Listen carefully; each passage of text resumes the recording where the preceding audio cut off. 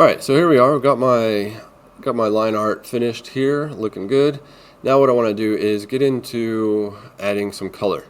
And one thing I definitely don't want to do is add color to my line art layer. Just for ease of editing and making adjustments, your color layer should be on a different layer altogether. So what I'm going to do is click on this where it says line art, and I'm going to add a new layer, call it color. That. And I'm going to start this with, since I'm under my character, I'm going to start this with my character art. And so right here, on this layer, because this is my color layer, I'm going to add a new blank keyframe right there, and I'm ready to start drawing some art or adding some color. So I'm going to use brush, classic brush, choose a color. With the properties over here, you can choose the color over here as well. I've got the smoothing all the way to 100. You can change and experiment with that if you want. And the size, if I change it, I can see it changes right there in my stage. And so this is pretty much all going to be colored in. And so I'm going to color over all of this. Now before I do this, what I want to make sure of is that my other layers are locked, which means I'm not going to accidentally mess something up there. And so I don't want to mess up my title or any other thing, so I've got it all covered up. Now with a drawing tablet, it's all sensitivity based, or you can have it set it to be sensitivity based. And if you draw lightly, then it's going to make light marks. If I draw heavily, it's going to leave some heavy marks. So I'm going to color all of this in. It doesn't really matter a whole lot, because it's all going to be red anyways. Anything outside of the stage is going to be, it's not going to be seen by the viewer once it's all done. But the problem is now I've covered up my line art, and that's because this works on a layer based system. So what I want to do is make sure that my color layer is going to be underneath. I'm going to click and drag and drop it underneath my line art. So now it preserves my line art there. And now I'm ready to move on to my next layer. I'm going to click on the layer that I'm currently on, and I'm going to add a blank keyframe, which is right here, or I can go to F7 on my keyboard. Now I've got a smaller object that I need to draw inside of, so I'm going to zoom in a little bit. I'm going to grab my tool option box right here, and I'm going to change the size of this since I have more details. And what I would start to do is just pick one color at a time and start to outline and color in. It's basically like a coloring book now. So you can make your brush larger and smaller with your brackets on your keyboard. Next to the P on your keyboard, right bracket will make your pen size larger, left bracket will make it smaller. So adjust that as you need to. Notice that I'm not doing a very perfect job. I'm just kind of quickly going through this because I can go back and easily erase the parts. Now that I'm coloring underneath my color layers underneath my line art, I can color right over the lines, not have to be as particular about that. So a little better, a little different than doing art on paper. You don't have to worry about that. Now I'm also going outside of lines, which would be a problem because I need to go back and add some erasing. So here's what I'm doing. I'm going to go through here and start to color in. And for this, it's a pretty simple animation. I'm going to keep all my color for all of my character on this layer, and that shouldn't be a problem. But I do have like some places, if I did go outside of the lines, here's what I would do. I would go to the eraser tool right here, select the layer that I want to delete, or not delete, erase from, and erase parts where I kind of messed up. So do some cleanup. Typically what I would do is do this after I actually finish all of my paint. And then I go back and clean up. So now I'm here again and I'm ready to move on. I'm just going to stick with red and go through my whole animation with the red. Then I'll go back and start switching colors later. So I'm going to hit F7 on my keyboard. It creates a new blank keyframe and advances me to the next one, and I'm ready to continue coloring again. And so I'm going to fast forward this and get to the end point where I'm finished with my character color, and we'll get to that next. Alright, so now I'm done. I've got my character colored. Went back with each one and kind of cleaned up. I can still see I've got some new places I need to touch up on. But I've got this happening, and if I wanted to, I can even go through and create a layer just for shadows. And I can put that shadow layer above the color but below the line art. And so I would actually have like some kind of depth and make it a little bit more three-dimensional and not as flat. So I've got that happening right now.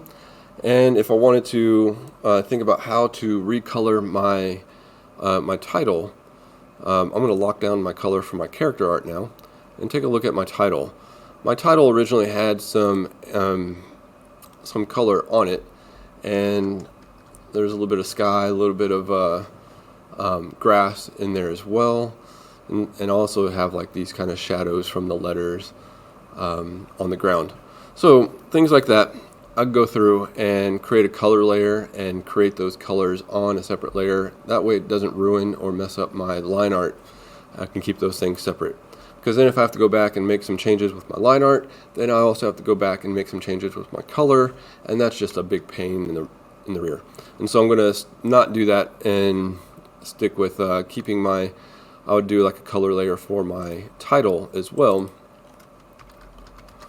and keep it pretty simple here. In this case, because I have only my title is at the beginning, what I would do is create something like something simple. I'm going to use a rectangle shape. I'm going to create something with a stroke. So I turned on the stroke here. I'm going to choose black, and I'm going to do grass. So I'm just going to choose like a dark green color.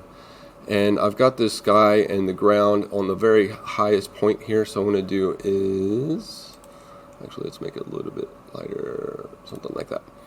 I'm going to create a box like this. So I have a little black outline up there. I don't know how I feel about that. So I'm going to make the stroke a little bit smaller, which means the outline is going to be a little bit smaller, and do something like that instead. And the very tip top point right there, I'm going to make a blue, and so I'm going to change my color here, choose a nice sky blue color, turn off the stroke by clicking on stroke and go into this box with the white line, red line in it, and I'm going to create a line right here just for the sky. Now the problem is it stays there the whole time, which is not what should happen. So what I got to do is put an end to it. So my title line art, let me close this down, my title line art ends right here, and there's a blank keyframe. So I'm going to do the same thing here. I'm going to click on that, I'm going to go to blank keyframe, and now it should end right there. So now I've got to look at how to do the line or the background for my character, which is easy to do. I'm going to open up my character, and actually what I'll do is create a whole new layer and call it background.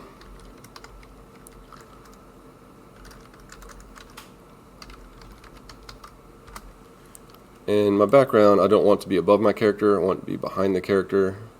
So I'm going to grab my character layer and drag it up above my background and let this save.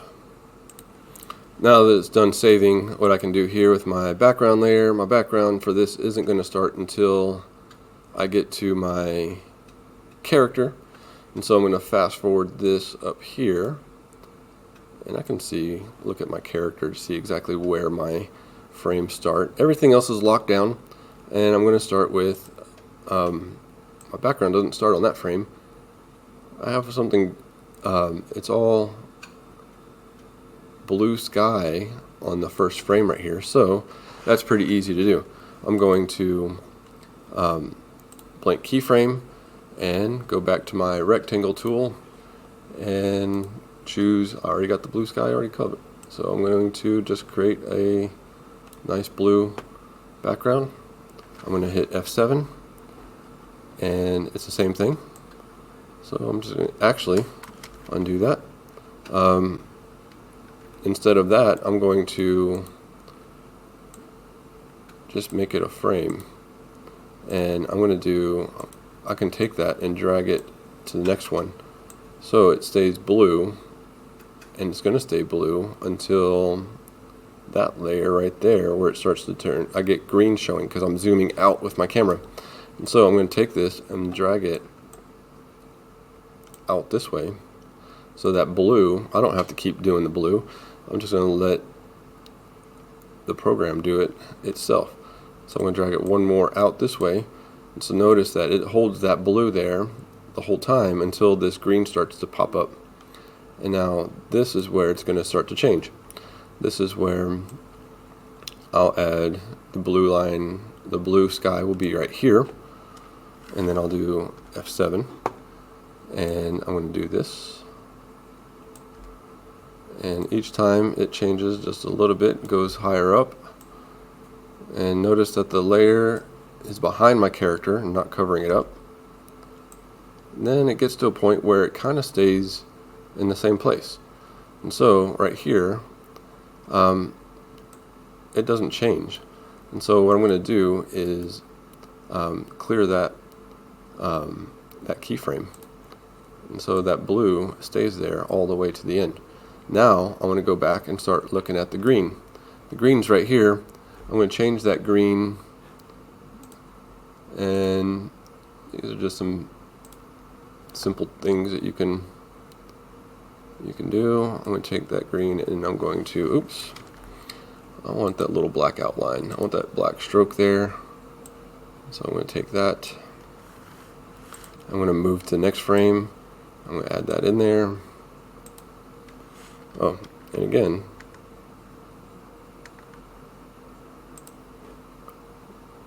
add it here. Next frame, add it in there. And it automatically saves it. So it's not like you have to save after each frame that you adjust. And that's the same thing. It's going to stay that way all the way to the end. So my background's pretty simple and easy. You might have to, if you have other objects in your background, you might create new groups for those objects. I'm just going to keep mine as its own thing. I've got a character group, a background layer, and a title group. And I would get to the point where you just make sure that you adjust your adjust your layers in the right order, lock the layers that you don't want to be messing with, and yeah, start to customize your work. And what you'll end up doing after this is saving and exporting all of your color layers. So let me show you that step. Okay, with color and everything, what I'm going to do is go to File. I'm going to go to Export, and this is after you have made your changes and you've gotten your title slide, you got your color added in here. I'm going to go to Export, Export Video Media, just like before.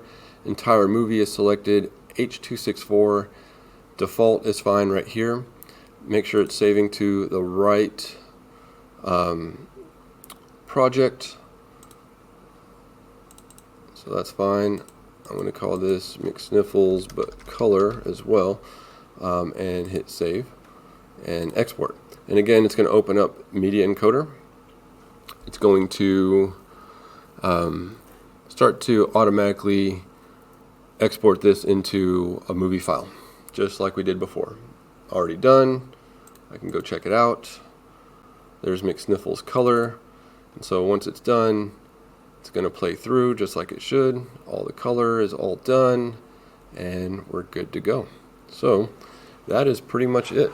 Got your new fresh animated short ready to go, and have fun with that. Customize it if you need to. Change it from your original flipbook, and yeah, see how it goes. So we'll see you next time.